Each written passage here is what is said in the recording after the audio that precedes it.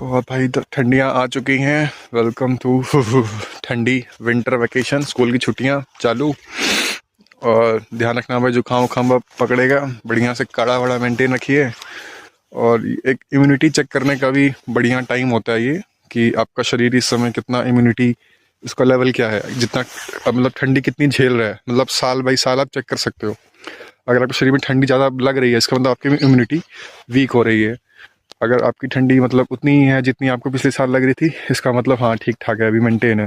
और आपको ठंडी थोड़ा सा कम लग रही है पहले के कंपैरिजन, तो कह सकते हो कि आपकी इम्यूनिटी इम्प्रूव हो चुकी है पहले के तरीका। ये मेरा तरीका है।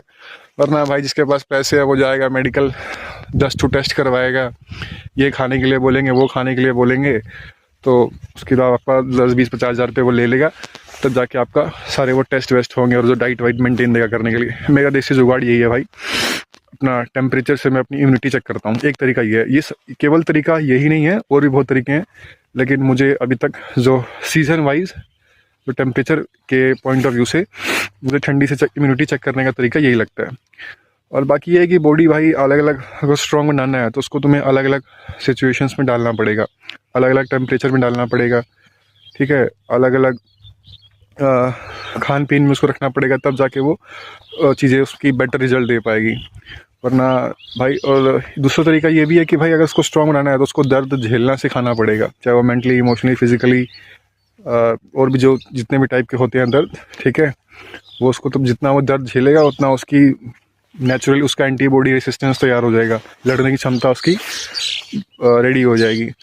क्योंकि अगर ऐसा ना होता, एक स्टोरी सुनाता हूँ तो ज़्यादा समझ में आएगा फिलहाल, ठीक है। नई कहानी कहते हैं मेरे पास इसका एक नई स्टोरी। तो ये स्टोरी ये है कि अब मान लो कि सचिन तेंदुलकर का बेटा, ठीक है, उसके पास सब कुछ है। सचिन तेंदुलकर जो बना भाई, वो इतनी मेहनत करके बना, अपना जो भी काम वाम भी करता था उस समय, जितना मतलब न्यूज़ मीडिया में जो आता है। और फिर उसके बाद वो अपना सीखता भी था, फिर धीरे धीरे प्रैक्टिस भी करता था। तो करते करते भाई वो उतना बड़ा, आज की डेट में एकदम भगवान की तरह, गॉड ऑफ क्रिकेट में माना जाता है सचिन तेंदुलकर। अब क्या उसका बेटा भी वो बन पाएगा, ये एक सवाल है। उसके पास सब कुछ है, देखा, उसके पापा है उसको गाइड करने के लिए, बढ़िया सारे रिसोर्सेज हैं, खाना पीना, लग्जरी है, वो सब सामान, खेलने कूदने का सब कुछ है उसके पास। क्या वो बन पाएगा? पॉसिबिलिटी मोस्ट केसेस में नहीं होती है। क्यों नहीं होती है? क्योंकि भाई उसको आराम मिल गया है, ठीक है। हमेशा हम घर पे, मैं क्यों कहता हूँ कि भैया 25-30 साल तक घर से दूर रहो फैमिली वालों से, क्योंकि घर वाले हमेशा आपको प्रोटेक्ट करने की कोशिश करेंगे। हल्का सा दर्द होगा, अरे अरे बेटा बेटा बेटा कहाँ दर्द होगा, कोई बात नहीं कोई बात नहीं, ठीक हो जाएगा। ऐसी बॉडी डेवलप नहीं हो पाती है, ब्रेन डेवलप नहीं होगा, उसको पेन देना पड़ेगा। जब तक पेन प्लेजर नहीं बन सकता तब तक कुछ बड़ा काम नहीं हो सकता। सिंपल।